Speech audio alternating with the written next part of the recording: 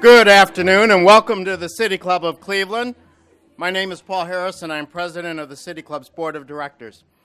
I'm very pleased to introduce today's speaker, Judy Langford, Senior Fellow and Associate Director at the Center for the Study of Social Policy. This is the second in the City Club series on family resilience. In May, Marian Wright Edelman, president and founder of the Children's Defense Fund, opened the series with a presentation on child poverty and its implications for family resilience.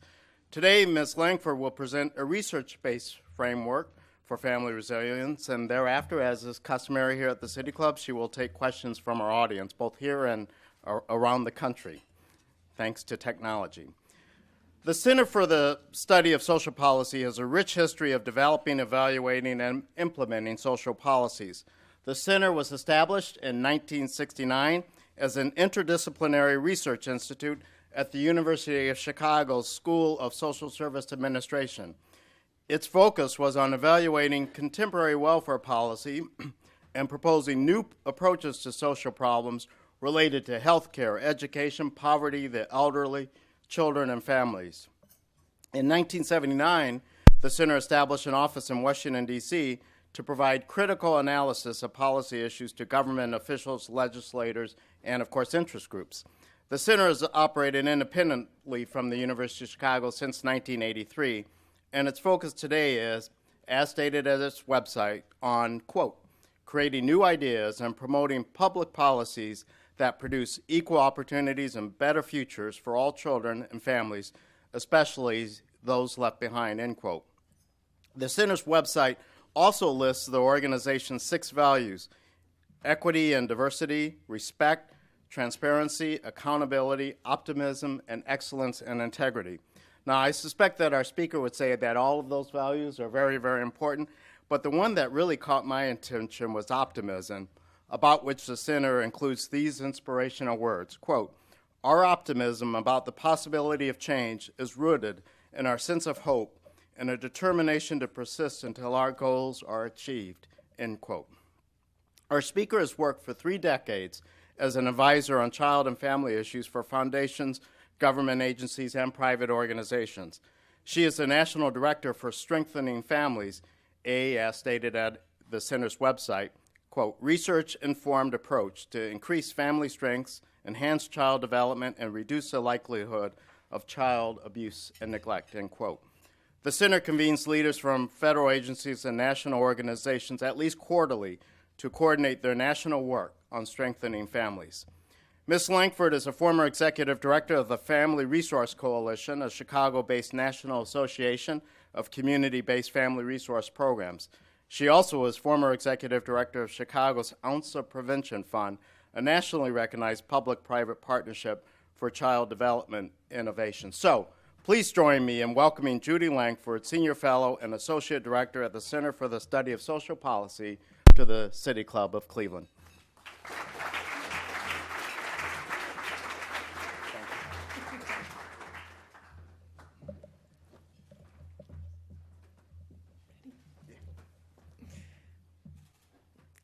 I'm happy to be here in Cleveland. I'm very happy that the City Club is focusing on families and particularly on family resilience. And I'm really here to talk a little bit more about the research behind resilience. I don't know about some of you. I lived in Chicago for many years, for more than 30 years, as Paul said. But I grew up in a small town.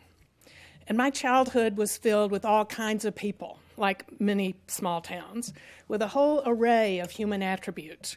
Kind people, mean people, scary people, happy people, as well as that whole spectrum of human attributes, from those people who never amounted to anything to people who were inventors and business people and opera singers and cabinet secretaries. But the greatest respect, at least as I remember it from my small town roots, were reserved for those legendary people who managed to live an amazing, productive, full life in spite of bad luck, setbacks, a whole host of different kinds of things that happened to lots of people. My next-door neighbor's uncle, as I remember, had only one arm due to a childhood accident. And he played tennis, and he played baseball, and he played the piano. and he dared anybody to just tell him something that he couldn't do. That kind of resilience, that shining example of resilience, has fascinated me all my life. What makes people able to do that? Everybody here knows somebody that you would think of that way, about who's really overcome things and been able to do that in a way that is really remarkable. And at the same time, we also wonder what makes it really hard and sometimes impossible for people to overcome the bad things that happen to them. Is it just luck or faith or something else? And what do we as a community, as a family, as a society do to help foster the kinds of resilience that we know that families need to help their children thrive? I've spent the last 13 years trying to answer that question. It started when I was growing up and wondering about all these different kinds of people. And today we're beginning to have some of the answers about resilience that are beginning to guide new programs around the country, many of them here in Cleveland. It's taken a while. The path to finding resilience has taken turning some existing ideas and perspectives upside down and inside out to find something that sometimes seems really invisible. When we started our work more than 13 years ago, resilience was rarely a word that you ever heard. And some of you who've been around as long as I have can remember that. We talked a lot about risk factors. The language of risk was the exclusive terminology that we used to assess people, to label children and families, to size them up based on how many risk factors they had, and to assess their needs based on risk and their eligibility for programs designed to help people at risk. Now, those words were used to identify neighborhoods and communities and whole ethnic and racial groups. Just being African American or Native American was a risk factor. Living in certain neighborhoods or being in a family that didn't speak English at home put children at risk, labeled that way. There was no ill intention in those labels. They were convenient, evidence-based shorthand for listing issues and problems that face many children and families.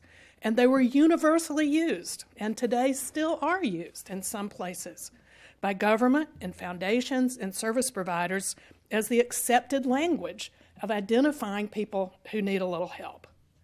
But that language itself, as some perceptive programs and service providers already knew, piled on a disrespectful, damaging humiliation for all those people in communities who were labeled at risk, who were already suffering, in addition to all the challenges that they already had.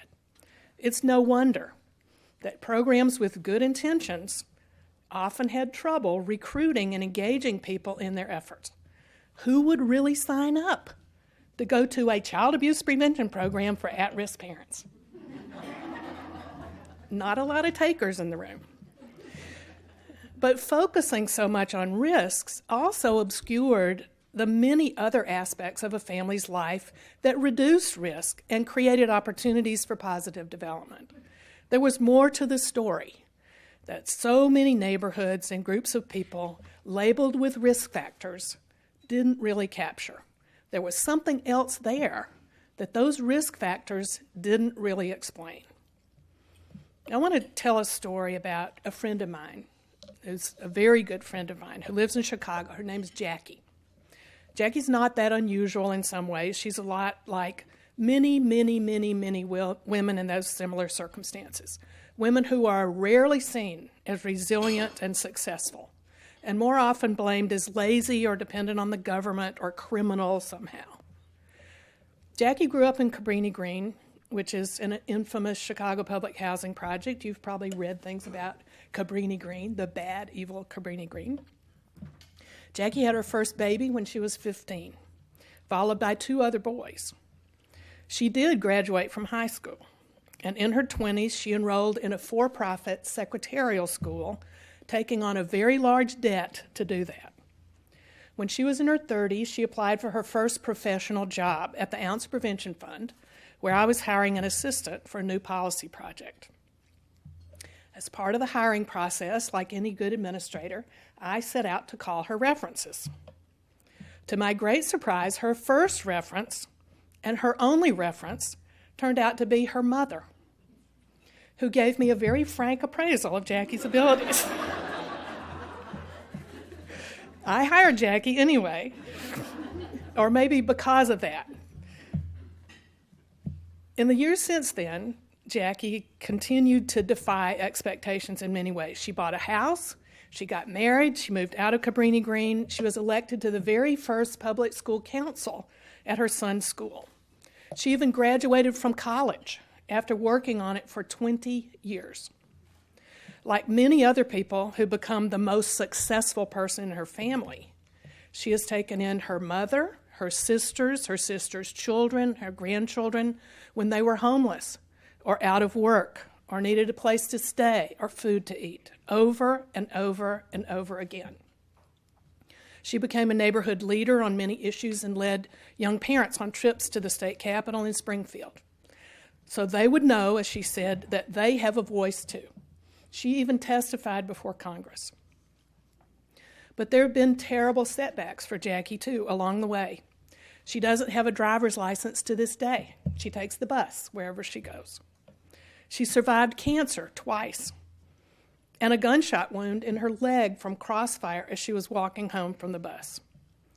She's been the victim of police brutality more than once, including when police mistakenly raided her house in the middle of the night and wrestled her to the ground in her front yard.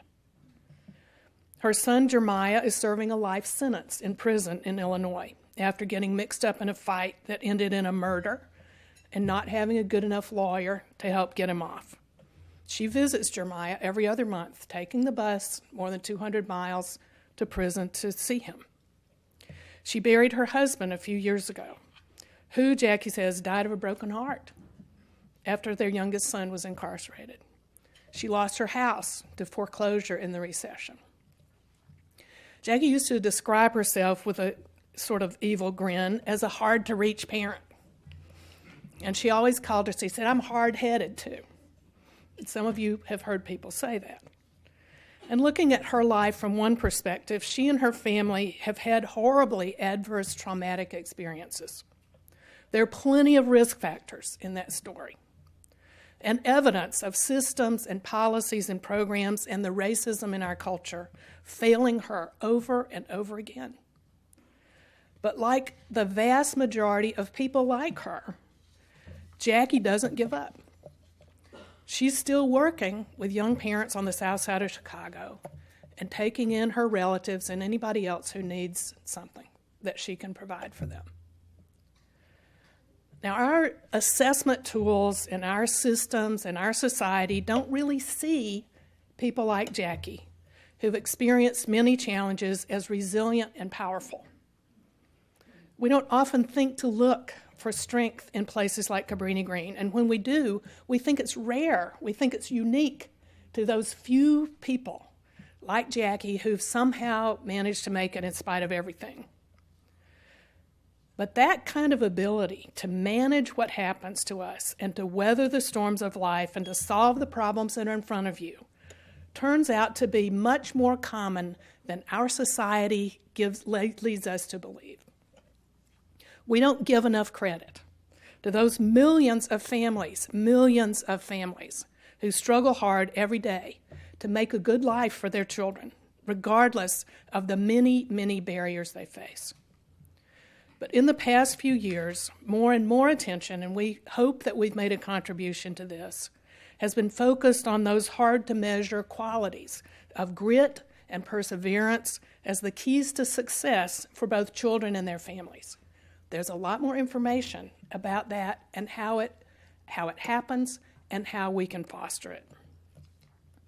More than 10 years ago, funding from the Doris Duke Charitable Foundation in New York gave us at the Center for the Study of Social Policy an opportunity to investigate the role of resilience in helping families avoid child abuse and promoting the healthy development of their children.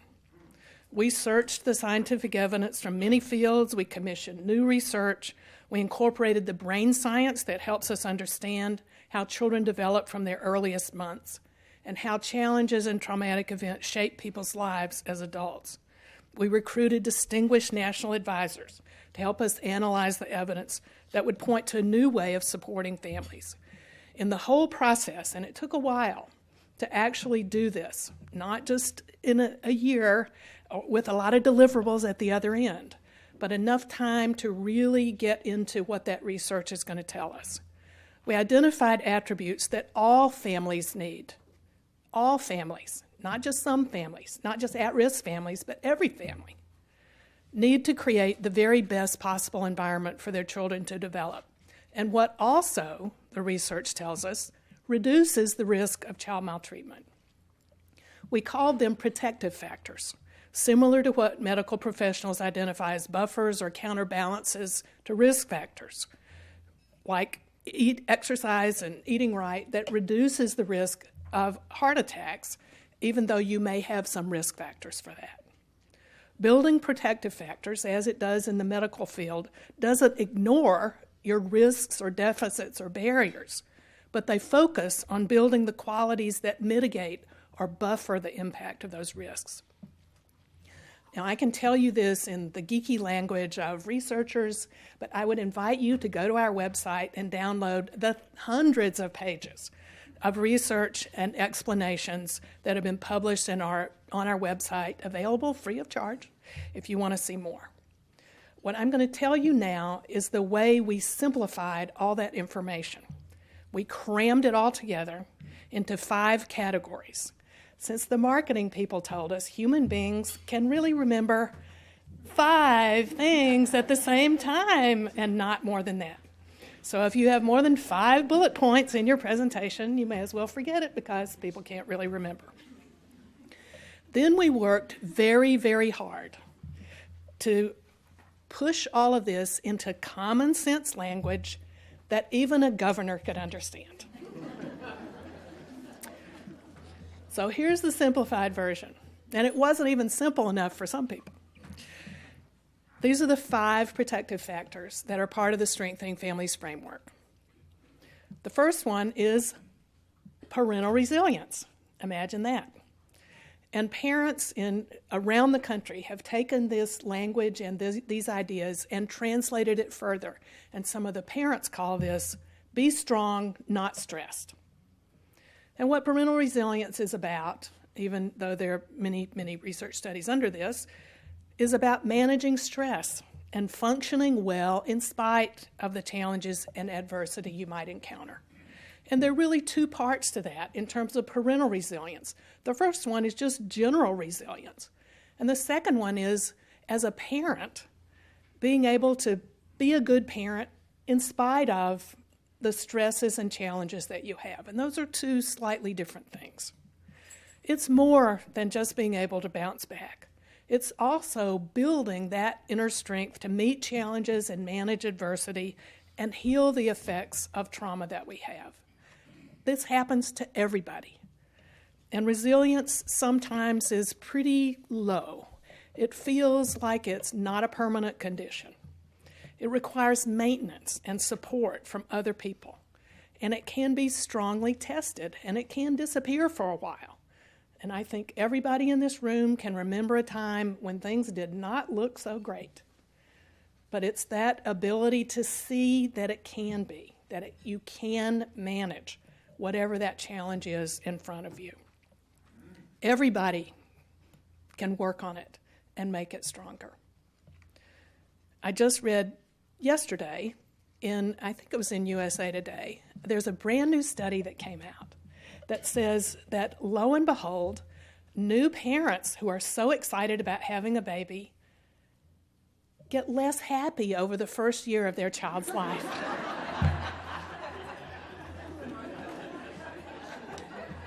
I thought, well, duh. It's sort of like that, you know? It's not always 100% happy all the time, but it's learning. Resilience, as somebody put it, is like a muscle. If you're a young kid, you haven't had enough experiences to know that you can make it. It's that resilience that builds over time, over your own experience. And those young parents do get happier as their children grow up. The second protective factor is social connections. And as the parents say, give and get support. And this was news to some people, that we ought to be helping those young parents with the new baby connect with other people. Those positive relationships that we all have provide all kinds of support, not just emotional support, but people give you a ride when you need it. They give you their baby clothes when their children have grown out of it. They provide you with referrals to all kinds of things, including the pediatrician that won't yell at you. Those trusting relationships are very important, that make you feel respected and appreciated and empowered to give back to other people. You may not be in a place where you can give back right at the moment that you really need the most help. But part of resilience and part of those social connections is learning that you can and being empowered to actually do that. Isolation, we know, which is the other side of building that protective factor, is a highly potent risk factor. It's associated with depression and intimate partner violence and substance abuse. We know that from a whole host of different kinds of research that we have. People recovering from trauma really need a lot of support. But we don't often include that in terms of the, quote, services we provide to people. One of the most striking partners that we've had over time has been the Department of Defense. And the Department of Defense has incorporated these protective factors in what it is that they do. And this has involved having each of the services individually approve of using this in their family advocacy programs and their young parent support programs. The reason why those military commanders could understand this is because of the research behind the social connections. And it was, again, well, duh. What they needed to be doing was creating many opportunities for the families of those military members who were deployed to have social connections. And it changed a lot about the way they go about providing support for the families that they're very concerned about in terms of domestic violence, PTSD, and suicide prevention. Social connections, there's research. It says friends are important. The third protective factor is knowledge of parenting and child development. And as the parents say, learn more so you can parent better. That, again, is one of those things that we don't always think about. But we have to remember that all of that great information about parenting doesn't just come from parent education classes. It comes from elders, it comes from relatives, it comes from peers, and it comes from the internet increasingly. And what we know about parents who themselves did not have really great experiences is that they're very motivated to learn more about how to do better for their children. The fourth protective factor is concrete support in times of need, or get help when you need it. And access to that kind of concrete support includes things when you have a serious problem in your family: substance abuse, mental illness, intimate partner violence. Families can't get along without that, no matter how much money they have or no matter what other protective factors they have. They've got to be able to find and access that kind of support, as well as the general food, shelter, and clothing that's really important. The fifth protective factor is the social and emotional competence of children, or help your child learn to manage their feelings and relationships. There's more and more information about this every day. There's a longitudinal study of kindergarten children that they interviewed 20 years ago. And guess what is the best predictor of those children's success in school? Their lack of risk factors in terms of acting out, getting incarcerated, drinking and smoking, their social emotional competence as kindergarten children. That's learning to share, being able to take instructions, and being respectful of other people. So those ideas are not all that new. And they sound like common sense, even though there's a giant pile of research behind them. But they are critically important to all of the service providers and people who care a lot about how they are supporting families to build those protective factors. One of the most important things about the protective factors framework is the new relationship that it's created with families. Using that kind of terminology and getting away from the idea of blaming and judging people has created a whole different way, a whole different inclusion of families who really need help and who are very mistrustful of those people who judge and blame them.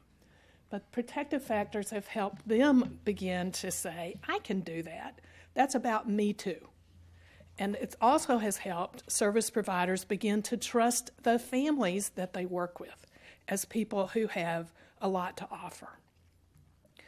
One of the exciting things that's happened as we've moved along is moving beyond just the individual resilience that families need and to what it takes as a city or as a society to move things forward. One of the aspects of strengthening families is that it, from the very beginning, has been a part of a collaborative effort that goes across many different fields, not only service providers, but schools and child welfare agencies and juvenile justice agencies and libraries and parks and recreation. There are a lot of examples around the country where people are coming together at a city level to begin to have what they call collective impact, and some of you may have heard about that. Los Angeles County, which is almost as big as the entire state of Ohio, let me not hesitate to say, has taken on this kind of protective factors framework in the work that they do. And there are many examples of how they've done that. And let me just give you a couple of them. When you start to think about parks and recreation, they started thinking about how to utilize, they train parents every year about appropriate conduct at Little League games, but they decided to use that opportunity to help teach parents more about brain development and the developmental needs of their children and how it is that parents' behavior has a big impact on what children are learning. That's a different thing from saying, don't yell at the coach, don't yell at your kid, all of those other things that are part of being of a parent learning to act appropriately at a Little League game. But there are many other examples of those kinds of ways that different agencies have begun to take on the idea of family protective factors being a framework that we need to consider as we're providing a host of different kinds of support and help. There are many other kinds of examples in many other places, and I'll be happy to talk more about that if people have questions about it. It sounds easy when I talk about it this way, and we've intentionally tried to make it sound really easy. It's not easy. It's about changing the way people think, which, as a grandmother, I know is very difficult to do over time. But I think the most important change we can make to change the poor outcomes that we see all the time in our cities and states is about changing the way people think and looking less for blame and judgment and more for building resilience where we find it. We're hearing a lot more about that. But the most important place to look is in the families and communities around us. If you want to see somebody who knows how to budget money very effectively, just ask somebody who lives on $500 a week, like the parents of 1 in 4 children who live below the poverty line, or the 69% of all African American families who live on less than $4,000 a month. Try paying for all of your expenses: housing, food, transportation, clothes, school supplies for 2 adults and 2 children on that, and then have enough left over for books and lessons and trips to museums or, heaven forbid, to Disney World. Think about that. If you want to see somebody who knows how to stick to a schedule, just find one of those 1 million children in this country who are the primary caregiver for a disabled or sick parent or grandparent and still go to school every day. If you want to see somebody who really understands persistent and creative thinking, talk with the parents of the 1.6 million U.S. children who are homeless. Or find somebody in one of the 1 in 5, 20% of our households with children who went hungry at some point last year. And inside that information, in about half of those households, The adults went hungry so the children could eat. That's persistence and resilience and creativity and power that we are not tapping because we're not even looking for it. There's plenty of resilience out there if we just start looking for it. We're conditioned to see problems and not the resilience in the people who deal with them so personally and so powerfully. Now, I know that change is hard, especially changing the ingrained ideas and perspectives that many, many people have that are very firmly entrenched in our own minds as well as in our society. Just think about how hard it is to lose weight or exercise regularly or stop smoking or any of those other things that you know that you're supposed to do. Everybody knows how hard change is. But when I get frustrated about it, I try to remember the big changes I've seen in my lifetime. One of them is pretty simple. It's in your pocket. 10 years ago, not one of us had anything like the phone you have in your pocket right now.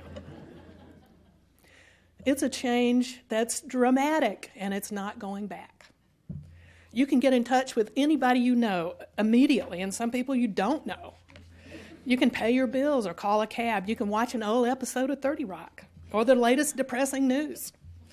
You can play a game while listening to a speech.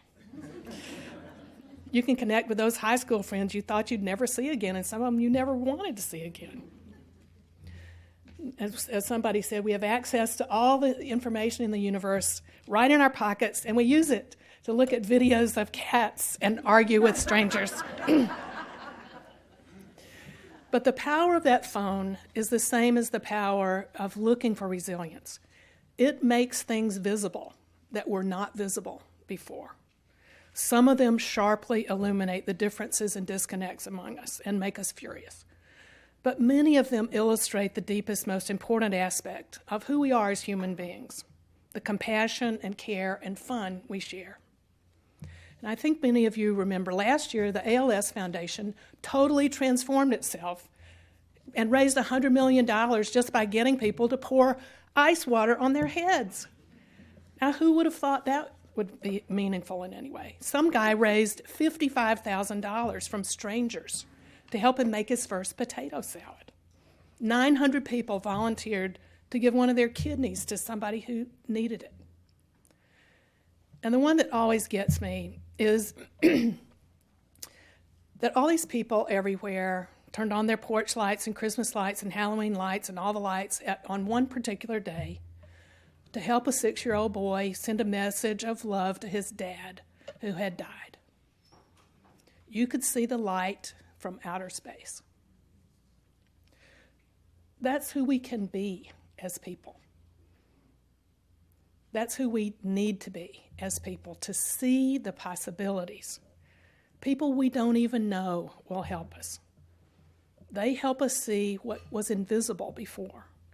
The resilience of families is there if we're willing to look for it and hold it up for everybody to see. Looking at those things differently changes us too. Thanks.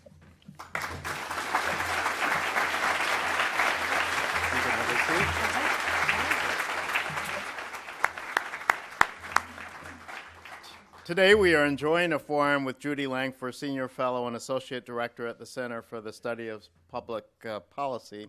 And our forum's about to become interactive here with Q&A, so I'd ask that you start formulating your questions now and try to keep them short and to the point. And if you are joining us via our live broadcast on WCPN or our webcast and would like to tweet a question, please tweet it at the City Club. We welcome all of you here and those joining us via radio broadcast and web stream provided by our primary media partner, 90.3 WCPN, WVIZ PBS, 104.9 WCLV Idea Stream, or also on one of the many radio stations across the region and country that carry City Club programs. Television, radio, and web production and distribution is made possible by Cleveland State University and PNC. Be sure to join us on Monday, November 16, for the third program in our Family Resilience series featuring Angela Patton, CEO of Girls for a Change. For more information about our upcoming and past forums, please visit us online. We're at cityclub.org. Today's forum is a Herbert and Nettie Borstein endowed forum made possible by a generous endowment gift from Herbert and Nettie Borstein.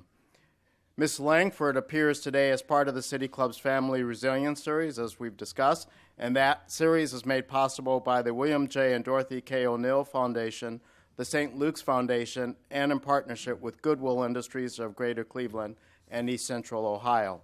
We thank you all very much for your generous support. And our community partner for today's program is the Legal Aid Society of Cleveland, and we thank you for your support. Additionally, we also welcome guests at tables hosted here today by Cuyahoga Community College, Family Connections of Northeast Ohio, and the Center for Families and Children, and we also thank you all for your support. Now, as promised, it's time to return to Ms. Langford for our traditional City Club question and answer period. We welcome questions from everyone here, including guests, and as I said before, people tweeting from around the world. Holding the microphones today are Content Associate Teddy Eisenberg and City Club member Elizabeth Falco. First question, please.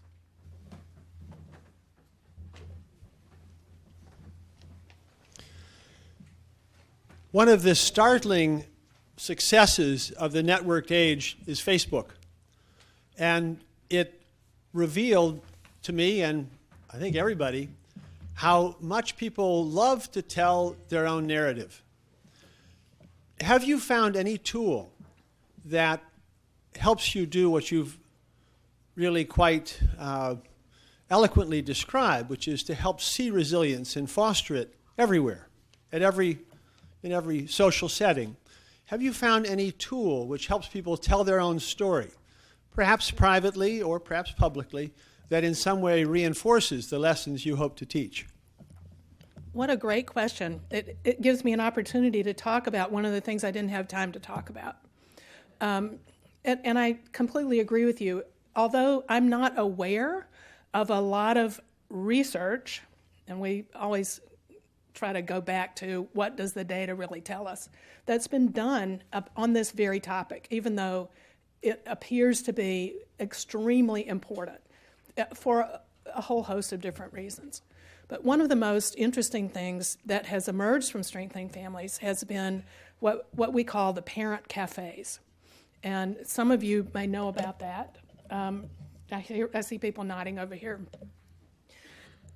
Parent cafes emerged in Illinois from a statewide group of parents who took these protective factors and began to think about how do you give people the opportunity to talk about their own experience and to learn about those protective factors at the same time.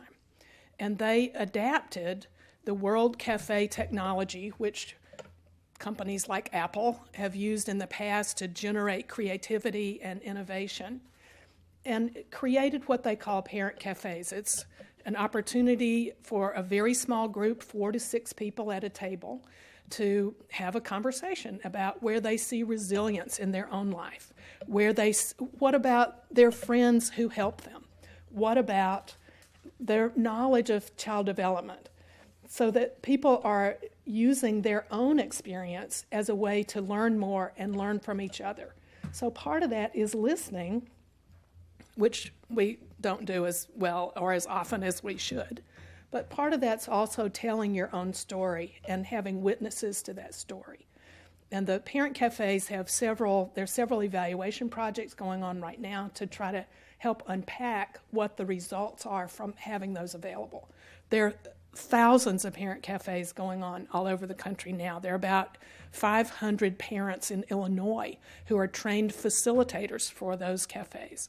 And there are a number of states that utilize that technology. And you can learn more about it on our website that'll link you to some of the other parent groups that are utilizing cafes in that way. But it's a powerful way to start. And it's my hope that there'll be even more iterations of that. There's a group in California that is producing these for guys. It's, fathers, and the guy who runs it is a man named Charles Avila, who used to be a truck driver for UPS. And he spends all his time now facilitating, training, working on and I forget what they call it. He said, those cafes are really for girls. We've got to have something else for guys. But it's exactly the same thing, basically. But it's the importance of listening and hearing and using your own story. Great question. Thank you.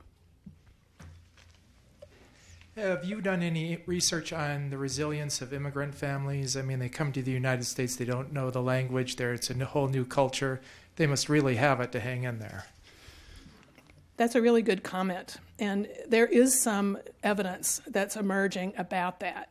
And you can see some of the evidence is in the success of children of that first generation.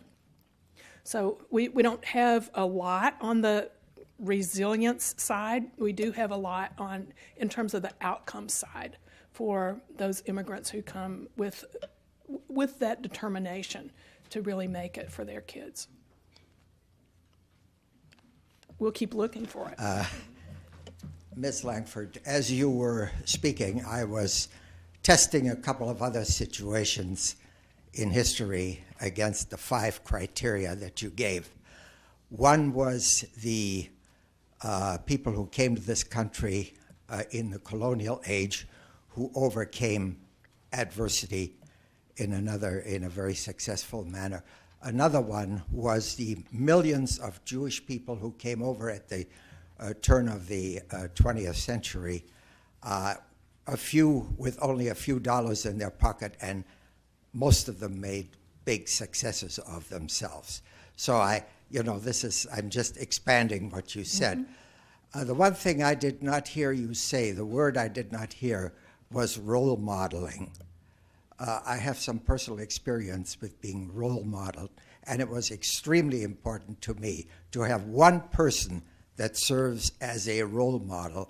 Isn't that a rather important part of resilience? I think it is an important part of resilience, and you can see that idea of role modeling in the social connections part. And I couldn't go into all the details of what we mean underneath each one of those protective factors. But there are two of the protective factors where role modeling is very important. One is that we all have to have those kinds of connections. And sometimes we use different people for role models in different situations. The role model of a boss, the role model of a grandmother, the role model of someone who is a good parent that you want to be like. And I think as we look at that array of people around us and begin to think about who is that role model is critically important. And you're exactly right about that. The other part where the role modeling comes in is in that development of a child's social emotional development. And what we mean by social emotional development is that kid's capacity to get along with other people who are like them and people who are not like them, their ability to regulate their emotions and figure out how to operate in a given situation. And so much of that is because of the parent or the caregiver who works with that child on a regular basis, modeling for the child what it is that you expect them to do. So we see it in both for adults and for children within the context of that framework.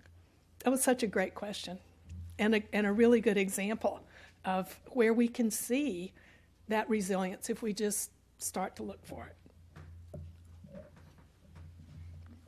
Through the joys of the internet, I found your website, and looks like there are a lot of great webinars and things, but I'm especially interested in the Early Childhood Link program and how my community of East Cleveland can benefit from that. Well, we have a new emerging network. We have some funding. We hope we get a little more to support that. Of communities, they're mostly counties, some are cities, who are working on comprehensive early childhood systems.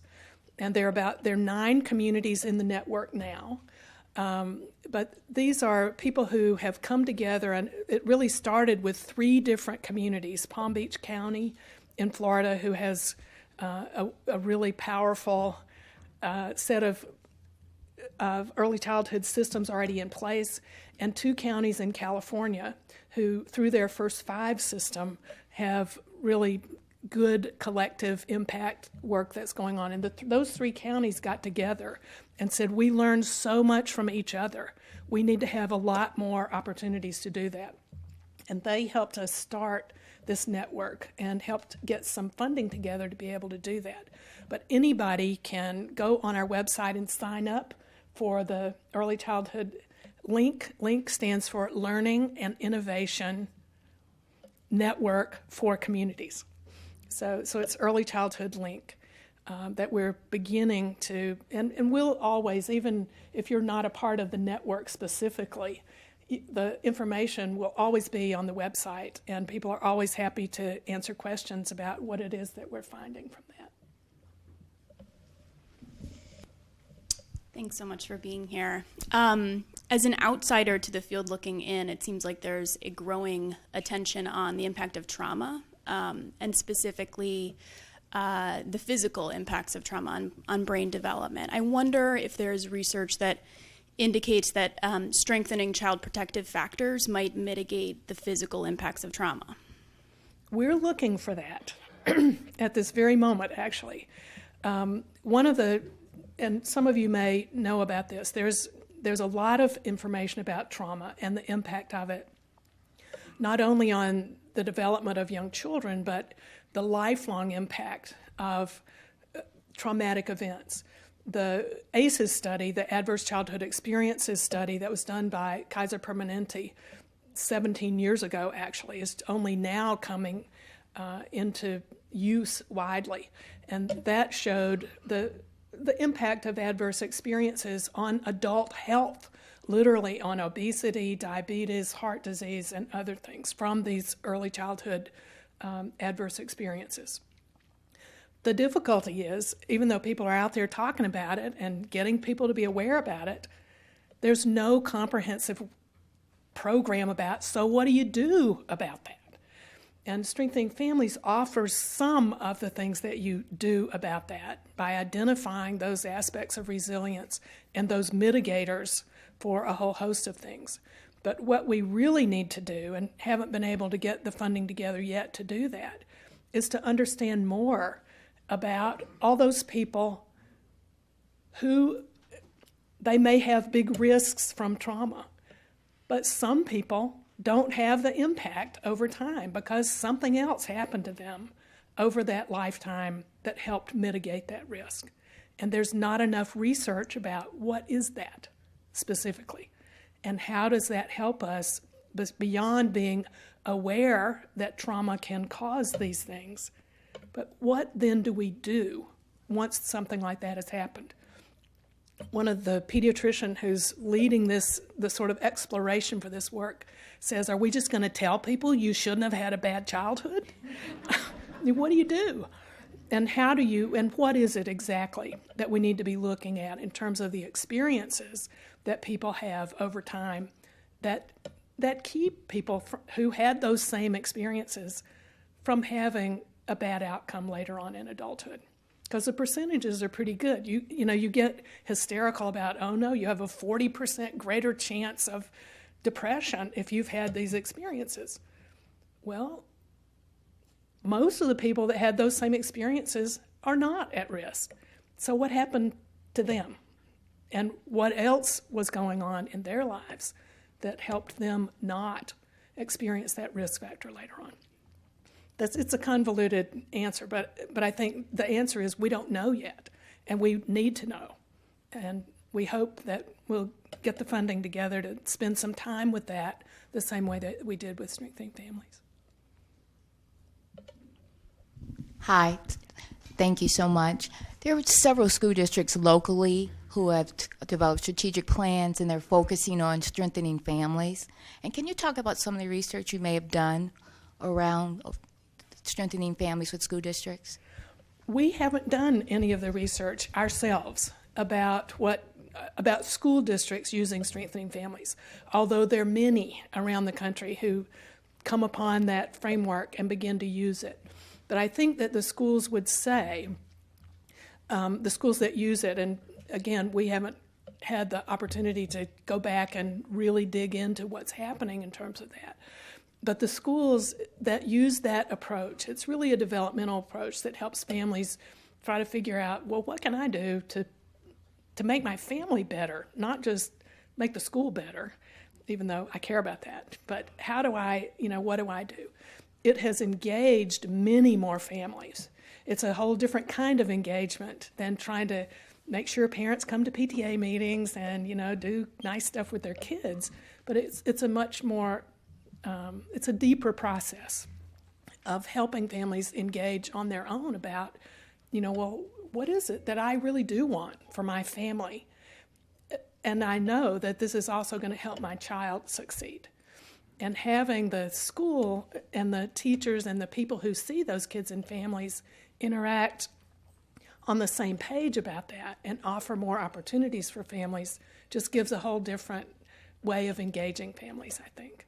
I think that's what the school districts that we know of who are using Strengthening Families would say. It's just a whole different kind of engagement. It's not about bringing cupcakes, Thanks so much for all of your amazing comments today. One of the things that strikes me is that there are so many policies that we could put in place as a country and as a state that would contribute to everything that you're talking about, from universal high-quality early childhood education to making it so that employers can't change parents' hours without any warning. Can you talk a little bit about some of the policy changes that you think could contribute to family resilience? I don't think you want to push that button entirely. We can talk about that later. No, I think there are plenty of those things, and there are things that it's not, and a lot of this work is not just we didn't uncover it or invent it.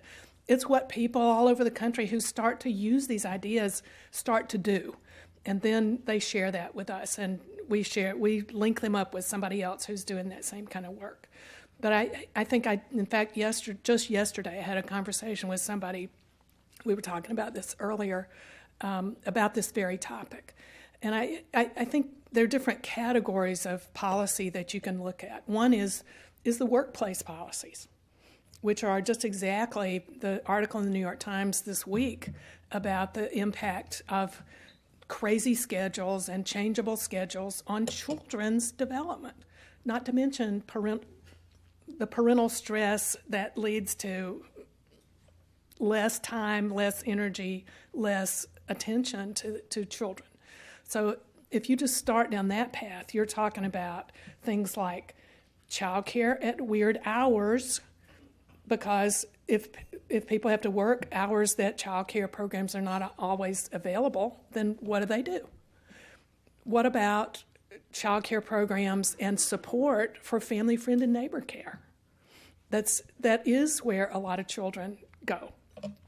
What about, you can go down the whole path of what could you do in terms of creating workplaces, and those policies are not that expensive to do. Providing childcare for everybody is kind of expensive, but there are things that you could do in that arena. There are other places where we're working already to try to make sure that undoing some of the barriers across policies and programs. Let me just give you one example, then I'll stop on this topic for right now. We know that there are millions of grandparents who are the primary caregivers for many, many, many children. Most of our policies that would enable those grandparents to sign their grandchild up for Medicaid, to get insurance in different places, to make sure that the child's residence is where it needs to be for the kid to be in the right school or the right child care program, are a mess. It's very difficult for those grandparents to just get those kinds of things in line for them to do the job that they want to do, and that the rest of us are very happy that somebody's doing when a parent is not able to. And there are lots of just categories of things that would make family life much easier, and therefore the lives of children much more productive. Does your data show a difference in the nature and extent of the problem where the family, which has not yet been defined, is a single-parent family, or where it is two parents, whether they are a man and a woman or same-sex couples? Well, I think the data would show that children who have two parents are economically better off. That's a universal piece of data that you'll find over and over and over again. Whether those parents are married or not is not always in the data. But I think what's important is to also remember that when you see on any piece of data that single parent, that doesn't necessarily mean that that person is all by themselves. And one of the things that we begin to see, we just did a whole scan of rural families. Grandparents, third generation kin, aunts, uncles, all kinds of people surround what would show up on a piece of data as a single parent. And we don't really take that into consideration as well as we could or should. And I think all of that is sort of in flux at the moment about being able to parse out what it is about two parents versus one parent that shows up on surveys, which may not really be indicative of what that situation is for that child or for that family. And they change over the year between the time you ask the question once and the time you ask the question again. So I think but if you look at just the economic data, single-parent families are always worse off than two-parent families.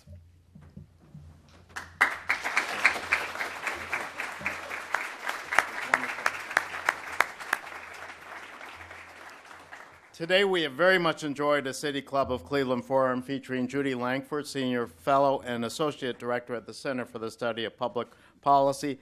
Thank you very much, Ms. Langford, for a really wonderful presentation. Thank you for your contribution and participation.